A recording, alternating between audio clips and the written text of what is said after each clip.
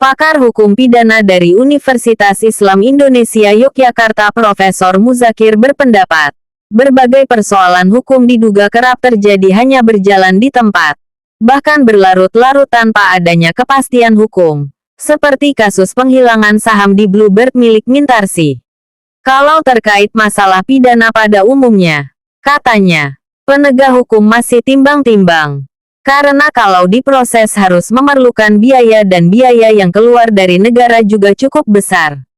Kalau tidak diproses, kadang-kadang juga sebagai hak warga negara, sehingga menjadi dilematis, ujar Muzakir. Diakuinya, soal hukum pidana, memang ternyata tidak didesain untuk memulihkan kembali kerugian aset atau keuangan yang diderita oleh korban. Karena adil itu parameternya adalah memasukkan ke penjara. Anggota Komisi Kepolisian Nasional Kompolnas Pungki Indarti saat diminta tanggapannya dalam menganalisis kasus ini, mengatakan bahwa biasanya yang dikeluhkan pelapor adalah kurangnya informasi dari penyidik terkait laporan dari pihak pelapor. Termasuk belum dikirimkannya SP2HP atau surat pemberitahuan perkembangan hasil penyidikan saksi pelapor dan saksi-saksi lain belum dimintai keterangan, hingga proses penanganan kasus dianggap menjadi terkatung-katung, ujar Pungki kepada wartawan di Jakarta.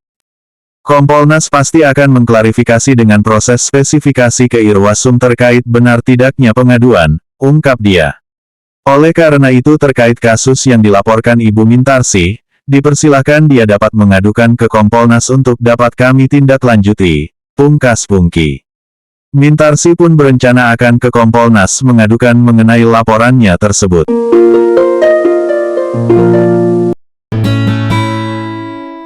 Wakil Ketua MPR RI Hidayat Nur Wahid juga angkat bicara atas kasus yang dihadapi Mintarsi Abdul Latif.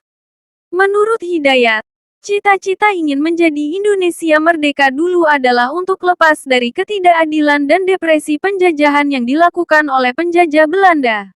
Atas dasar itulah, maka dalam Pancasila ada kata-kata adil, ujar Hidayat.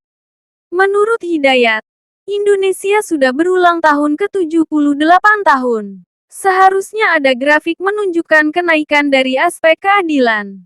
Hidayat mengatakan terwujudnya keadilan sangat menentukan bagi kemajuan bangsa dan negara. Oleh karena itu, rakyat percaya bahwa kita berada di alam merdeka dengan penegakan keadilan yang terlihat setiap tahun lebih baik dari tahun-tahun sebelumnya.